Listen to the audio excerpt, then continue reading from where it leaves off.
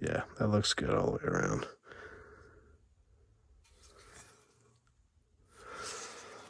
Looks good. So, one BJ done. I wish it was a good BJ, but it's not. It's a fucking ball joint. Okay, I'm going to do the other one off camera. Figured I better remind you to put your C-clip back on there before you're done, because you do need that. She's on there. Forgot to say we were cutting those off too. Okay, and after all that garbage, you got your bump stop fully removed. I got into the control arm a little bit there, but I'll throw a bead over that and it'll be fine. They're fucking pop can metal anyway, so, you know, it'll be all right. I'm gonna duplicate that on the other one, and then I'm probably gonna weld in the plate and stuff tomorrow. I don't even know what time. I think it's like 8 o'clock. I'm gonna cut the other one up, clean it up, prep it up, and then tomorrow I'll weld the plates on here, basically as a new support bracket, and a bump stop, essentially, all in one. Because you cut that old one off there, it kind of removes a little bit of strength out here on this little edge. And there's a lot of tension on this. Drifting and yanking the wheel back and forth and hitting bump stops and, you know, lock to lock. So we want to add a little bit of rigidity back there, and we want a bump stop. So I'm going to do the other one, like I said, 3 times. Day 2. All right, as you can see, we're back in the garage. I got my little gusset bump stop deal, new bump stop I should say, on there. Nice and flush with that, so we'll get as much steering angle as we possibly can. Got that thing finally set up. Makes it really nice to cut this stuff good and square. Usually I just use a grinder and throw sparks everywhere and make a humongous stinky garbage mess. But we're trying to be better. This shop is an absolute disaster, so if you see anything on camera, don't mind. Just pay it no mind, please. Don't judge. So I got both of these cut and fitted up. I got both control arms, a little Sharpie mark on there, 11 inches from here, 11 inches marked. We're gonna go fire up the old Hobart 210 MVP, and I'm just gonna put a couple stitches on here. I don't want to fully weld it in and make it crazy, because if I end up wanting to cut this off, or I don't like this kit and I want to switch to like a heat maker knuckle, I buy their bolt-on bump stop things they sell. You know what I mean? That's I just want to be able to reverse it. I'll probably just put a little stitch here, little stitch here, little stitch here, little stitch here, and maybe one just right here in the center. And that should be more than fine for what we're doing, what we're going for. So yeah, I'm gonna fire up this welder. Okay, so the welder had gas. We plugged it in and it turned on. So yeah, one of my best investments ever. That Johnny right there. We used to have an old Miller, and that thing was just, it was time for retirement. Hopefully you can hear me over it. It is a little bit noisy, but that's just how it is. I can't move it because I got so much garbage in the way, so we're basically just going to prop up my Pap's old Lincoln Buzzbox Tombstone stick welder that I have no use for, but I also feel too horrible to get rid of. We're going to use it as a nice little welding stand, so bear with me here and watch.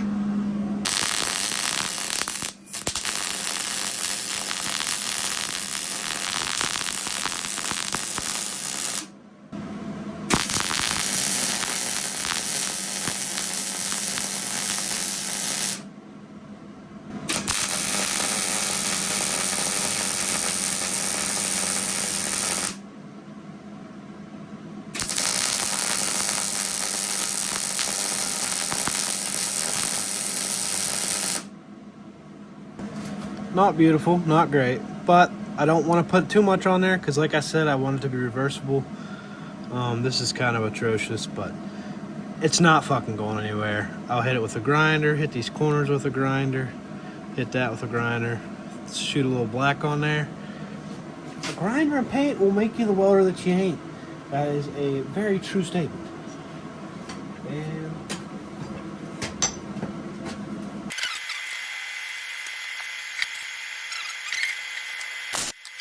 okay, and just like that, we're good. Should be plenty good enough for what we're doing. Both of them done, good to go. Bam, ka-chow. Bam, ka-chow. Now I can hit them with some black spray paint and call them good. Okay, so now we're going to take our new hub from 240SXHubConversions.com and we're going to slide it on our freshly installed knuckle on our nice, beautiful new ball joint and everything else. Now that is a nice hub. That is how it should be. Those other ones I had on there, garbage. Effortless spin. Take this guy, wipe it off on our rag. I don't really think it matters a whole lot, but put it in there. Socket. I'm just gonna zap it with the impact one time here. Oop. And then I will go over to the bench over yonder and we'll torque that to spec, knock these indents in so that nut don't come off, and we'll be good to go. That's beautiful. Beautiful. I'll definitely be happy that I spent all this money and did everything right and new the first time instead of being at the track and being miserable because I wanted to be a tightwad. So, okay, so I figured I would film me doing the last part here, torquing these hub nuts, wheel bearing nuts, whatever you want to call them. Internet said like 160 to maybe, I think it was like 150 something to 180. So I said, we'll just do 160 and, send it at that, and it should be fine.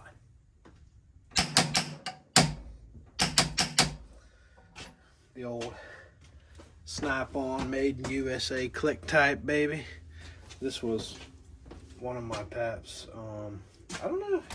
I don't think he had a lot of snap-on tools, but he bought like stuff like that, snap-on, because you need it to be good and not a turd.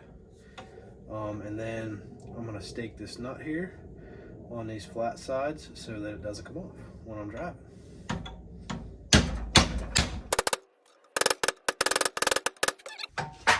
I don't have dust covers for these, but it'll be fine, right? Anyways, back onto this. I think this was one of my pap's first snap-on tools that he bought. And he's been gone, I think since like 2016. I can't even do the math on that, but it's been a long time. And it's just cool to have something that like he held in his hands, he spent his money on. It's just cool. I've done head gaskets, all kind of stuff with that thing. Those are on there and good. No noise, no bull crap, no feeling. Just like that, we got our fully assembled deal. Hopefully these things fuck and they're awesome. We'll see. If not, I'll scrap it and we'll get into golfing. We'll try that.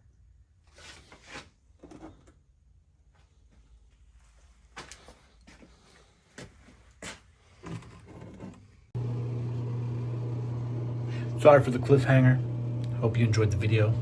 I'm gonna try to update the endings of these instead of like leaving them all off on a cliffhanger. I'm trying to be better, make it a little more enjoyable to watch, or you kind of can follow a little more. So yeah, thanks for watching. Hope you liked it. Subscribe if you haven't, comment something stupid. Even if it's something dumb, just comment, because it helps. See you later. Peace.